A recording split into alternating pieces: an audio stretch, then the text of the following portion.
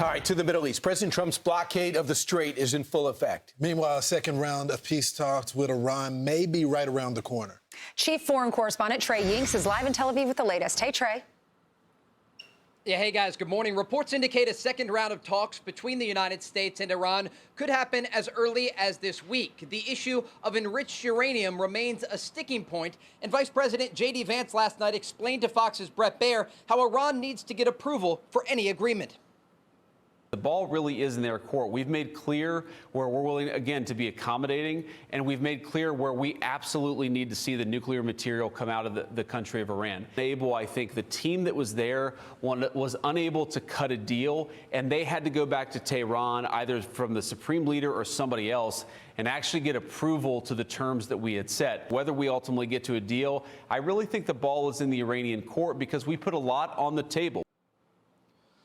These remarks come as the region is looking at day 2 of the U.S. naval blockade of Iranian ports. So far, no major incidents have been reported, but a few vessels have turned back after the blockade went into effect. President Trump posted about the Iranian Navy on Truth Social yesterday, saying, quote, Iran's Navy is laying at the bottom of the sea, completely obliterated, 158 ships. What we have not hit are their small number of what they call fast attack ships because we did not consider them much of a threat. Warning, if any of these ships come anywhere close to our blockade, they will be immediately eliminated, using the same system of kill that we use against the drug dealers on boats at sea. It is quick and brutal. The warning from President Trump comes as reports indicate at least 15 American vessels are assisting in the blockade. With a focus on Iran and the Strait of Hormuz, today Israel and Lebanon are holding direct talks in Washington, aimed at reaching a deal to disarm Hezbollah and develop peaceful relations between the two countries. Now that Hezbollah has been so severely degraded, the government in Lebanon reached out for us for talks. This is mediated by the United States. This dialogue between Israel and Lebanon has started, which is aimed at disarming the Hezbollah terrorist organization, removing them from Lebanon, and establishing peaceful relations between our two countries. Amid talk of diplomacy, there is an ongoing U.S. military buildup across the region with more transport planes and refuelers arriving here each day. Guys? So the latest you hear about possibly talks on Thursday, it's such a long commitment. Do you think, Trey, he would make the journey, the vice president, again, unless there was something tangible already spoken about between now and then? We don't know, but we do know that the United States understands how the Iranians are negotiating, and they're not going to make the same mistakes, we are told, as prior administrations, allowing the Iranians to drag out these conversations. The red lines of the Trump administration are very clear.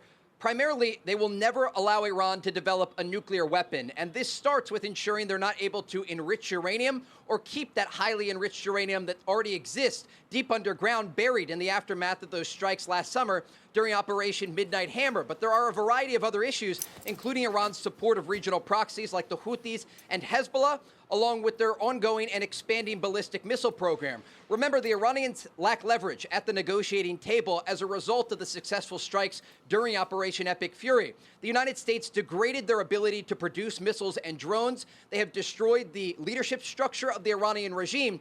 And when you think about the Iranian Navy, much of it at the bottom of the sea, it gives the Iranians very few options in terms of leverage at the negotiating table, and that's why the president holds the cards, not just on the battlefield, but also at any future talks that could take place directly between the United States and Iran. Well, Trey, the vice president said in that interview with Brett Baier yesterday that he got the impression that the people that were negotiating, that they needed approval back in Tehran on some of the things.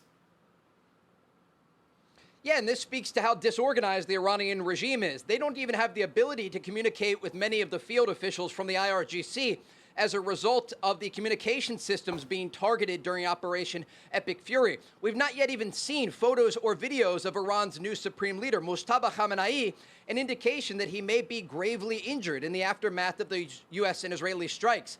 And so, again, this speaks to the inability of the Iranian regime to communicate internally and the need for these officials to return to the Iranian capital to even get an answer on some of these questions. But again, the red lines were laid out by the Trump administration. And if the Iranians try to come back to the negotiating table, trying to maintain their nuclear program or their support of regional proxies, it will be very challenging to reach an agreement. Remember, President Trump has extended an olive branch to the Iranians, and he's giving them a choice here, especially as it relates to the enriched uranium. They're either going to give up the enriched uranium at the negotiating table, or it's going to be taken from them. Which is incredible because their Air Force is destroyed, their Navy has been sunk, the leaders are dead, their economy is in ruin, yet they're still not willing to come to the table and negotiate. Absolutely. And when we look at the Iranian economy, even before Operation Epic Fury, the Iranians were considering moving their capital from Tehran because they couldn't get water to their own people. Remember, tens of thousands were in the streets of Iranian cities earlier this year protesting against the dire economic situation inside of Iran.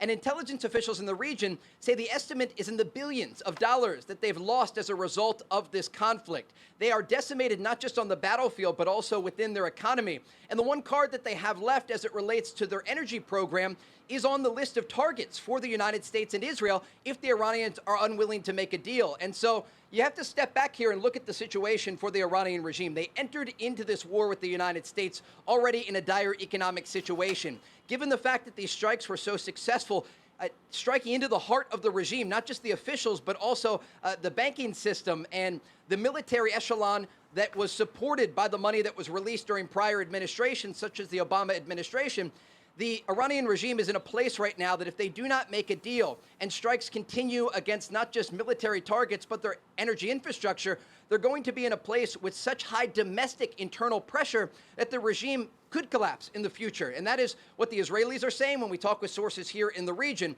But again, when you look at the situation at the negotiating table, the Iranians have one choice. They either give up their nuclear program or this war resumes. Yeah, very simple. They have not lived up to their bargain. It opened up the strait. There was just a trickle, and now there's a blockade. Thanks so much, Trey. Be sure to like and subscribe for all the Fox News latest on YouTube and catch full shows streaming now on Fox One.